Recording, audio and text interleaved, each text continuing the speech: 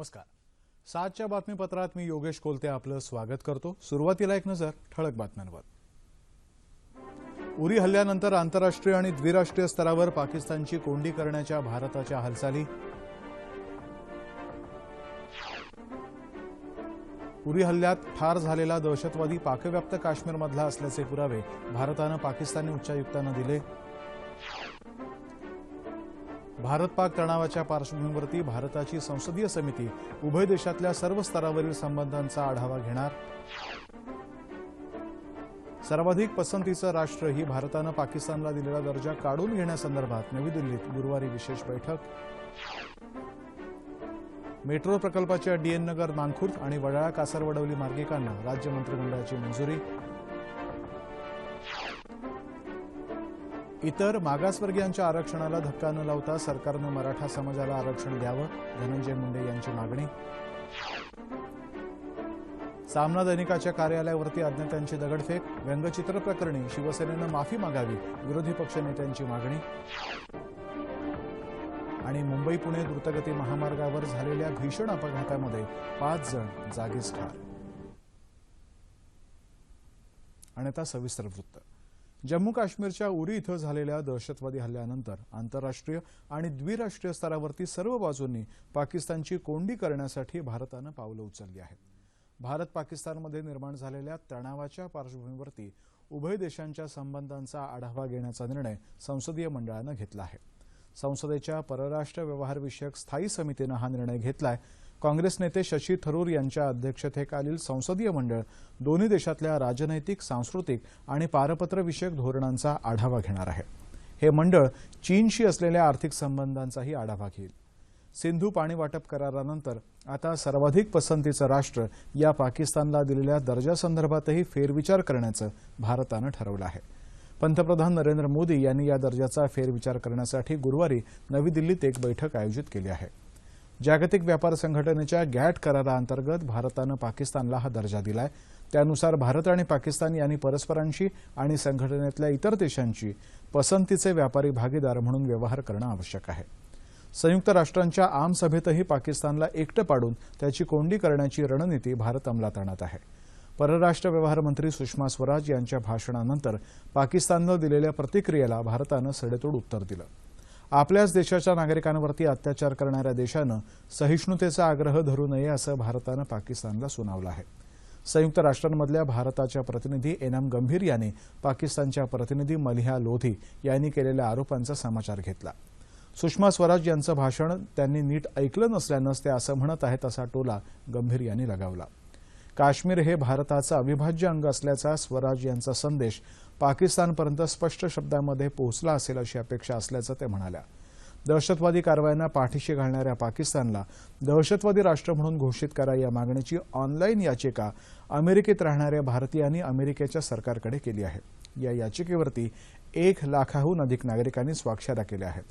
दरम्यान पाकिस्तान दहशतवादी कारवायांना पैसा पुरवण्यासाठी आंतरराष्ट्रीय निधीचा वापर करत असल्याचा आरोपही भारतानं केला आहे. परराष्ट्र व्यवहार सचिव एस जयशंकर यांनी आज पाकिस्तानचे उच्चायुक्त अब्दुल बसीत यांना बोलावून उरी दहशतवादी हल्ल्यामध्ये शेजारी राष्ट्राचा हात असल्याचे पुरावे दिले. सीमेपलीकडून वारंवार होणारे दहशतवादी हल्ले स्वीकारार्ह नाहीत असं ठणकावून जयशंकर यांनी हल्लेखोरांबद्दल विस्तृत माहिती दिली. घुसखोरांना मदत करताना पकडल्या गेलेल्या 2 वाटाड्यांबद्दल त्यांनी माहिती दिली. उरी दहशतवादी हल्ल्यामध्ये सहभागी असणाऱ्या 4 दहशतवाद्यांपैकी एका दहशतवाद्याची पाकिस्तान व्याप्त काश्मीरमधील हाफिज अशी ओळख पटली असल्याचं त्यांनी सांगितलं. या दहशतवाद्यांना मदत करणारे 2 वाटाडे पकडले गेले आहेत. या दोघांचा पाकव्याप्त काश्मीरमधल्या मुझफ्फराबादशी संबंध असल्याचंही आढळून आलंय. वस्तू आणि सेवा कर विषयक परिषदेच्या बैठकीनंतर हा कर 1 एप्रिलपासूनच लागू करणं सरकारला शक्य आहे अशी स्पष्ट शक्यता दिसते असं मत वित्तमंत्री अरुण जेटली यांनी व्यक्त केलंय. मुंबईत आज झालेल्या ब्रिक्स चर्चासत्राच्या समारोप प्रसंगी ते बोलत होते. देशाचं सार्वभौमत्व सुरक्षित ठेवण्यासाठी राष्ट्रीय स्रोतांचं संरक्षण करणं अत्यंत गरजेचं आहे असंही ते म्हणाले. ब्रिक्स देशांनी ब्रिक्स विकास बँकेच्या धर्तीवरती बॉन्ड मार्केट स्थापन करायला हवं अशी आग्रही सूचना सेबीचे अध्यक्ष यूके सिन्हा यांनी या चर्चासत्रात केली. गेल्या 2 वर्षांमध्ये वित्तीय क्षेत्रामध्ये अनेक सकारात्मक बदल झाले असं सांगत कॉर्पोरेट बॉन्ड मार्केटमध्ये गुंतवणूक करण्याच्या संधी वाढल्यात असं सिन्हा म्हणाले. या मार्केटमुळे ब्रिक्स देशांना एकमेकांच्या अनुभवातून शिकता येईल, तसंच ते सर्व सहभागी देशांसाठी लाभदायी ठरेल अशी अपेक्षाही त्यांनी व्यक्त केली. केंद्रीय वित्तीय व्यवहार विभाग आणि CCIनं संयुक्तरित्या हे चर्चासत्र आयोजित केलं होतं.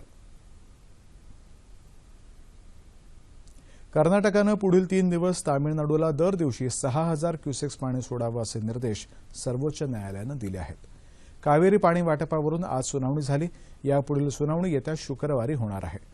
केंद्र सरकारनं कावेरी पाणी प्रश्नी कर्नाटक आणि तामिळनाडूच्या मुख्यमंत्र्यांची बैठक बोलवावी असे निर्देशही न्यायालयानं दिले आहेत. राज्य मंत्रिमंडळाच्या आज झालेल्या बैठकीमध्ये मुंबई मेट्रो 2B आणि मेट्रो 4 या टप्प्याला मंजुरी देण्यात आली. DN नगर, वांद्रे आणि मानखुर्द असा मेट्रो 2च्या उर्वरित टप्प्याचा हा मार्ग आहे. दहिसर, चारकोप, वांद्रे, मानखुर्द या मेट्रो 2च्या टप्प्याचाच हा एक भाग आहे. तर 32 किलोमीटरचा मार्ग असलेल्या वडाळा, घाटकोपर, ठाणे, कासार, वडवली या मेट्रो 4च्या टप्प्यालाही मंत्रिमंडळानं हिरवा कंदील दिलाय.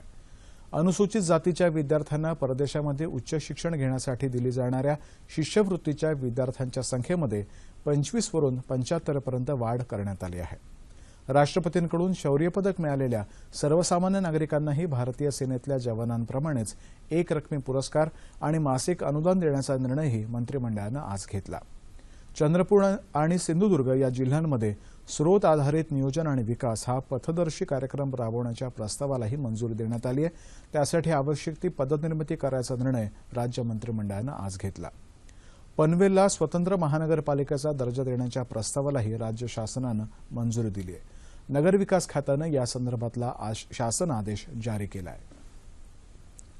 राज्यपाल चे विद्यासागर राव यांच्या हस्ते आज मुंबईमध्ये आय फॉर आफ्रिका या व्यापार परिषदेचं उद्घाटन करण्यात आलं.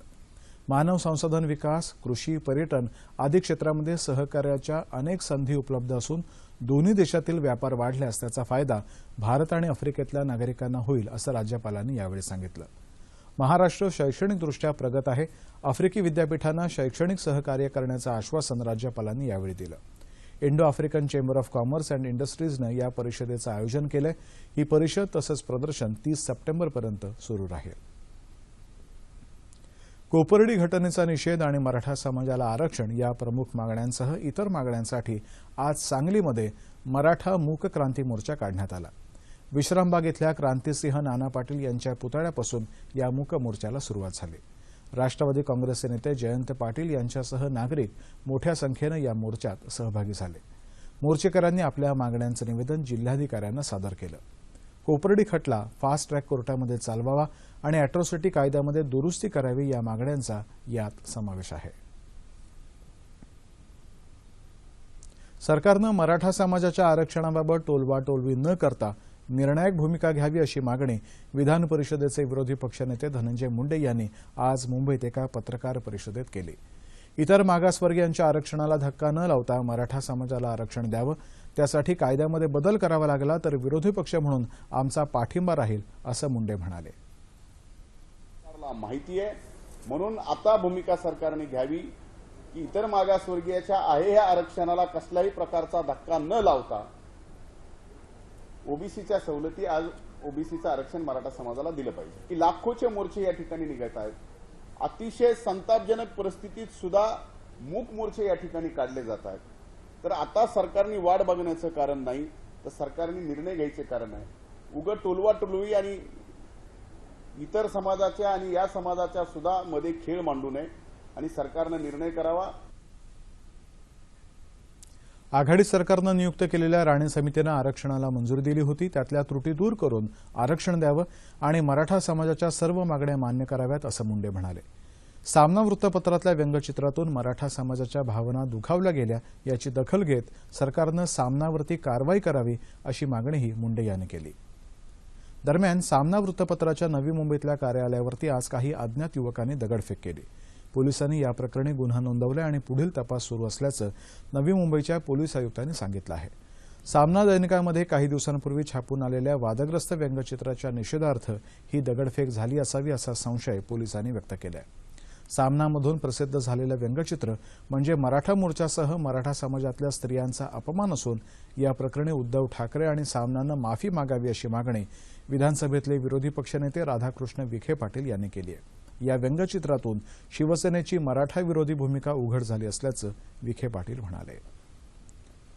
मराठा समाजाला आर्थिक निकषांवरती आरक्षण दिलं तर सर्वच समाजाला या निकषावर आरक्षण दिलं जावं असं मत माजी खासदार भालचंद्र मुणगेकर यांनी व्यक्त केलंय.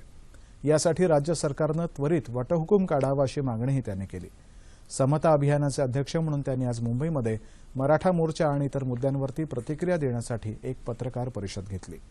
कोपर्डीच्या आरोपींना शिक्षा करण्याची मागणी फक्त मराठा समाजाची नाही तर ती दलितांसकट सर्व जनतेची आहे.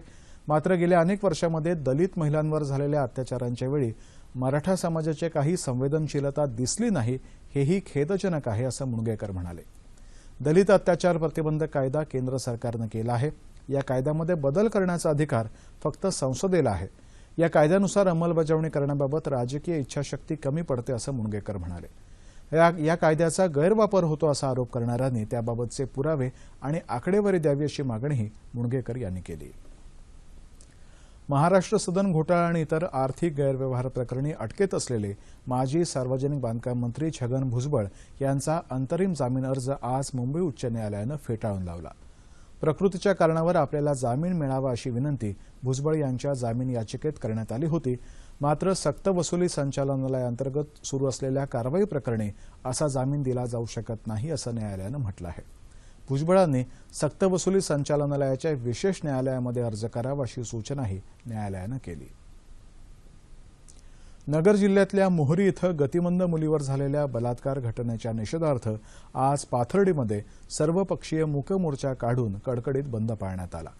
या खटल्याची सुनावणी जलदगती न्यायालयामध्ये चालवून आरोपीला फाशीची शिक्षा द्यावी तसंच पीडित कुटुंबाला संरक्षण देऊन त्यांचं पुनर्वसन करावं अशा मागण्या करण्यात आल्या. तहसीलदार जयसिंग भैसडे यांना विद्यार्थिनींच्या हस्ते मागण्यांचं निवेदन यावेळी देण्यात आलं. सर्वपक्षीय शाळकरी विद्यार्थी या मोर्चात सहभागी झाले होते.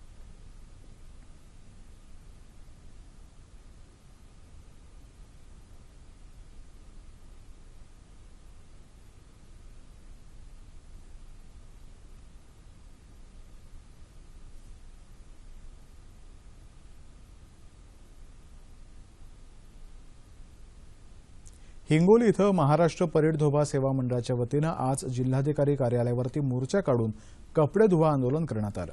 डॉ. दशरथ मांडे समितीनं केलेल्या शिफारशीनुसार धोबी समाजाला अनुसूचित जातीमध्ये समाविष्ट करून तात्काळ आरक्षण देण्यात यावं. आरक्षण तसंच इतर प्रलंबित मागण्या मान्य कराव्यात. पुण्याच्या डॉ. बाबासाहेब आंबेडकर संशोधन संस्थेच्या अहवालातील अभिप्राय तात्काळ रद्द करण्यात याव्या आदी मागण्यांचं निवेदन यावेळी जिल्हाधिकाऱ्यांना देण्यात आलं. प्रलंबित मागण्या मान्य न झाल्यास राज्यातला धोबी समाज मतदानावरती बहिष्कार घालेल असा इशारा धोबी सेवा मंडळाचे प्रदेशाध्यक्ष एकनाथराव बोरसे यांनी यावेळी दिला. यावेळी मोर्चेकरांनी जिल्हाधिकारी कार्यालयासमोर कपडे धुवून अभिनव आंदोलन केलं. ग्रामीण भागातला शेतकरी युवक आज अडचणीमध्ये आहे. त्याच्या सर्वांगीण विकासासाठी वचनबद्ध असल्याचं कोल्हापूर जिल्ह्यातल्या शाहूवाडी इथल्या उदय समूहाचे नेते मानसिंगराव गायकवाड यांनी दिलं आहे. शाहूवाडी तालुका राष्ट्रवादी काँग्रेस पक्षाच्या वतीनं आयोजित युवक शेतकरी मेळाव्यात ते आज बोलत होते. कोल्हापूरमधल्या मराठा महामोर्चाला यावेळी पाठिंबा व्यक्त करण्यात आला. आजच्या युवकांनी जय पराजयाचा विचार न करता युवा महोत्सवांसारख्या व्यासपीठांच्या माध्यमातून व्यक्तिमत्व विकास साधून करिअर घडवण्याचं आवाहन करत अमरावती विद्यापीठामध्ये लवकरच लोकनाट्यावर आधारित अभ्यासक्रम सुरू करणार असल्याची माहिती विद्यापीठाचे कुलगुरू डॉ. मुरलीधर चांदेकर यांनी दिली आहे. बुलडाणा जिल्ह्यातल्या चिखली इथं विद्यापीठ अंतर्गत आयोजित युवा महोत्सवाचं उद्घाटन केल्यानंतर ते आज बोलत होते. अमरावती विद्यापीठामध्ये 2000 लोक बसू शकतील असं नाट्यमंदिर असल्याचं त्यांनी सांगितलं. हा युवा महोत्सव 30 सप्टेंबरपर्यंत सुरू राहणार आहे. त्यात चिखली इथल्या तातासाहेब महाजन महाविद्यालयाच्या 9 रंगमंचावरती 20 पेक्षा अधिक कला प्रकारांचं सादरीकरण होणार आहे. या महोत्सवामध्ये 178 महाविद्यालयातले सुमारे 4000 विद्यार्थी सहभागी झाले आहेत. मुंबई पुणे द्रुतगती महामार्गावरती भातण बोगद्याजवळ तवेरा कारनं कंटेनरला मागून धडक दिल्यामुळे झालेल्या भीषण अपघातामध्ये 5 जण जागीच ठार झाले आहेत. या अपघातामध्ये इतर 2 जण जखमी झाले. तर सोलापूरमध्ये कामती कुरुल मार्गावरती आज पहाटे 2:30 वाजता झालेल्या एका भीषण अपघातामध्ये 4 जणांचा मृत्यू झाला तर 1 जण जखमी झाला.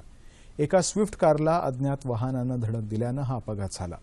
मोबाईल टॉवरच्या देखरेखीचं काम करणारे हे कर्मचारी होते. जखमी व्यक्तीला उपचारांसाठी सोलापूरला नेण्यात आलं असल्याची माहिती कामती पोलिसांनी दिली आहे.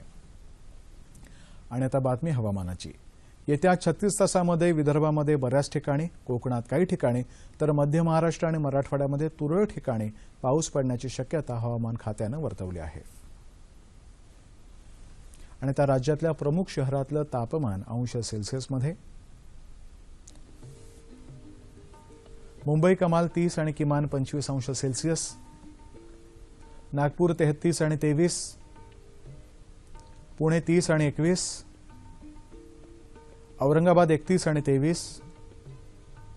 नाशिक 30 आणि 21. कोल्हापूर 31 आणि 22. रत्नागिरी 29 आणि 24.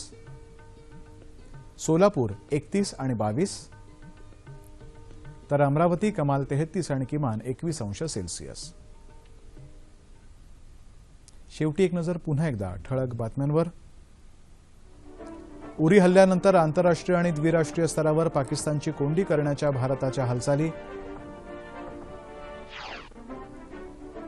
उरी हल्ल्यात ठार झालेल्या दहशतवादी पाकव्याप्त काश्मीरमधला असल्याचे पुरावे भारतानं पाकिस्तानी उच्चायुक्तांना दिले.